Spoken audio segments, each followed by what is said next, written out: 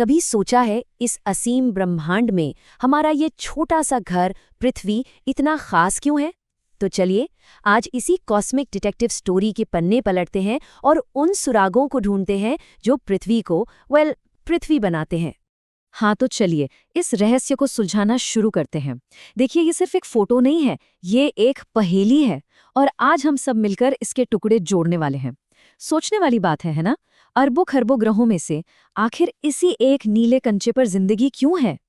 Alright, तो किसी भी जासूसी की शुरुआत होती है सब्जेक्ट की पहचान से, और हमारा सब्जेक्ट है प्लैनेट अर्थ।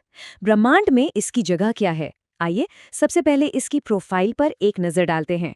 तो ये है हमारे ग्रह का, कह सकते हैं, एक कॉस्मिक बायोडेटा। हमारी आकाशगंगा यानी मिल्की वे के एक छोटे से कोने में ये हमारे सोलर सिस्टम का एक मेंबर है। सूरज से दूरी के हिसाब से देखें तो तीसरे नंबर पर और साइज में 5वें। पर जो बात इसे सबसे अलग बनाती है वो है इसकी डेंसिटी। पता है, ये हमारे पूरे सोलर सिस्टम का सबसे घना, सबसे डेंस प्लैनेट है। और ये एक बड़ा ही मजेदार फैक्ट है। प्लैनेटीज ये एक ग्रीक शब्द है जिसका मतलब होता है वॉन्डरर या घुमंतु। पता है क्यों? क्योंकि पुराने जमाने में ग्रीक लोगों ने आसमान में कुछ तारों को यूं ही भटकते हुए देखा था और बस उन्हीं को नाम दे दिया प्लैनेटीज। और देखिए आज भी हम वही शब्द इस्तेमाल कर रहे हैं, प्लैनेट। कमाल है ना? ओके, तो अब केस के अगले पड़ाव पर चलते हैं। अब वक्त है उन फिजिकल एविडेंसेस को देखने का, उन सबूतों का जिन्होंने सदियों पुरानी धारणाओं को चैलेंज किया और दुनिया को बताया कि पृथ्वी का असली आकार आखिर है क्या। जरा सोचिए, एक ऐसी दुनिया की कल्पना कीजिए जहां सब मानते हों कि धरती चपटी है। अब ऐसे में कोई कैसे इसे गलत साबित करेगा, वो भी बिना स्पेस में गए? जवाब छिपा था उन सुरागों में जो हमेशा से सबकी नजरों के ठीक सामने थे। पहला सुराग, द डिसअपियरिंग शिप। सोच कर देखिए, अगर धरती फ्लैट होती तो दूर से आता कोई भी जहाज एक छोटे से डॉट से धीरे धीरे बड़ा होता दिखता, राइट? पर असल में ऐसा होता नहीं है। हमें पहले उसका मस्तूल यानी कि मास्ट दिखता है और फिर धीरे धीरे पूरा जहाज नजर आता है। ये बिल्कुल साफ दिखाता है कि जहाज असल में पृथ्वी के घुमाव, उसके कर्व पर चढ़कर हमारी तरफ आ रहा है। सुराग नंबर 2, और ये शायद सबसे पक्का सबूत है, चांद पर पड़ने वाली धरती की परछाई। चंद्र ग्रहण के दौरान क्या होता है? पृथ्वी सूरज और चांद के ठीक बीच में आ जाती है और चांद पर जो परछाई पड़ती है वो हमेशा हमेशा एक गोल डिस्क जैसी होती है, चाहे किसी भी एंगल से देखें। और ये तो सीधी सी बात है, सिर्फ एक गोल चीज ही हमेशा गोल परछाई बना सकती है। तो बस केस क्लोज्ड।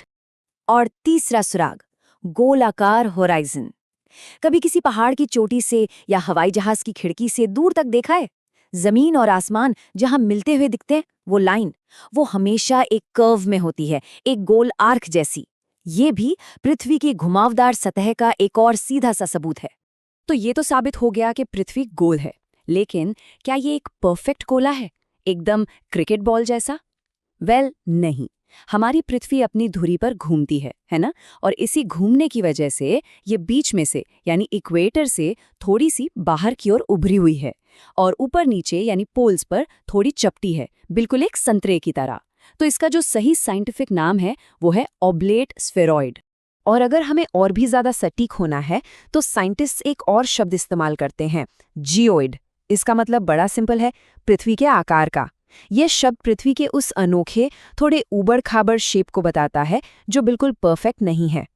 तो अगली बार जब कोई कहे कि पृथ्वी गोल है, तो असल में जो सबसे सही जवाब है वो है नहीं, ये एक जियोइड है। ठीक है, तो पृथ्वी के शेप का केस तो हमने सॉल्व कर लिया। अब अपनी जासूसी को आगे बढ़ाते हैं और इसके उन जरूरी हिस्सों को समझते हैं जो इसे एक काम करने वाला प्लैनेट बनाते हैं। मतलब वो सिस्टम्स जिनकी वजह से यहाँ जिंदगी मुमकिन है। इस तस्वीर को देखिए, इससे पता चलता है कि हमारी पृथ्वी सिर्फ पत्थर और मिट्टी का एक गोला नहीं है। ये तो एक जिंदा, सांस लेती हुई मशीन जैसी है जिसके 4 सबसे जरूरी हिस्से हैं। इन्हें हम कहते हैं लिथोस्फीयर, हाइड्रोस्फीयर, एटमॉस्फेयर और बायोस्फीयर। और मजे की बात यह है कि ये सब एक दूसरे से जुड़े हैं और मिलकर काम करते हैं। तो चलिए इन चारों को आसान शब्दों में समझते हैं। पहला है लिथोस्फीयर, मतलब जमीन, चट्टानें, पहाड़, वो सब कुछ जो ठोस है। दूसरा है हाइड्रोस्फीयर, यानी सारा का सारा पानी, महासागर, नदियाँ, ग्लेशियर्स, सब कुछ। तीसरा है एटमॉस्फेयर, हवा का वो अदृश्य कंबल जिसने हमें चारों तरफ से घेर रखा है। और चौथा बायोस्फीयर, ये वो जोन है जहाँ ये तीनों मिलते हैं और जहाँ जिंदगी पनपती है, द स्फीयर ऑफ लाइफ। चलिए, अब हम अपनी तहकीकात के फाइनल स्टेज पर आ गए हैं। अब वक्त है सारे सुरागों को एक साथ जोड़ने का और उस सबसे बड़े सवाल का जवाब ढूंढने का कि आखिर पृथ्वी पर ही जीवन क्यों है। तो आखिर वो सीक्रेट फॉर्मूला है क्या? वो कौन सी खास चीजें हैं जो सिर्फ और सिर्फ धरती पर एक साथ मौजूद हैं और कहीं नहीं? चलिए, इस केस को हमेशा के लिए क्रैक करते हैं। ये टेबल देखिए, ये एक तरह से जिंदगी की परफेक्ट रेसिपी है। सबसे पहला इंग्रेडिएंट, सूरज से बिल्कुल सही दूरी। इसे गोल्डीलॉक जोन भी कहते हैं। मतलब न बहुत ज्यादा गर्म न बहुत ज्यादा ठंडा, एकदम परफेक्ट। दूसरा, एक ऐसा एटमॉस्फेयर जिसमें सांस ली जा सके, जिसमें ऑक्सीजन और नाइट्रोजन का सही मिक्स हो। तीसरा, ढेर सारा पानी, वो भी लिक्विड फॉर्म में। और चौथा, इन सबके मिलने से बना एक स्टेबल इकोसिस्टम जिसे हम बायोस्फीयर कहते हैं। ये डोनट चार्ट इस बात का सबसे बड़ा सबूत है कि क्यों हम पृथ्वी को ब्लू प्लैनेट कहते हैं। देखिए, हमारी दुनिया का 71% हिस्सा पानी से ढका हुआ है, सिर्फ 29% जमीन है। और ये पानी सिर्फ जिंदगी के लिए ही जरूरी नहीं है, बल्कि ये हमारे प्लैनेट के तापमान को कंट्रोल करने में भी एक बहुत बड़ा रोल निभाता है। और अब जरा हमारे एटमॉस्फेयर की बनावट देखिए। इसमें करीब 78% नाइट्रोजन है, 21% ऑक्सीजन और बाकी 1% में दूसरी सारी गैसें हैं। ये जो मिक्सचर है ना, ये जिंदगी के लिए एकदम परफेक्ट है। ऑक्सीजन सांस लेने के लिए और नाइट्रोजन पेड़ पौधों की ग्रोथ के लिए। सब कुछ बिल्कुल सही मात्रा में है। तो जब ये सारी चीजें, सही दूरी, सही एटमॉस्फेयर और ढेर सारा पानी एक साथ मिलते हैं तो बनता है बायोस्फीयर। ये वही मैजिकल जोन है जहां जमीन, पानी और हवा एक दूसरे से मिलते हैं और जिंदगी को सपोर्ट करते हैं। और यही हम सबका घर है। और इसी के साथ हमारी इस जासूसी का नतीजा बिल्कुल साफ है।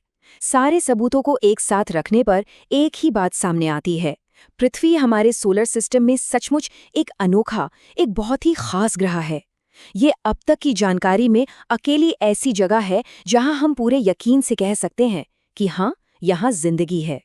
तो हमने ये राज तो सुलझा लिया कि हमारा घर इतना खास क्यों है, इतना दुर्लभ क्यों है। पर यहाँ से एक नया और शायद इससे भी ज्यादा जरूरी सवाल खड़ा होता है। जब हम ये जान गए हैं कि ये जगह कितनी अनोखी है, तो अब इसकी हिफाजत कैसे की जाए? ये एक ऐसा सवाल है जिसका जवाब हम सबको मिलकर सोचना होगा।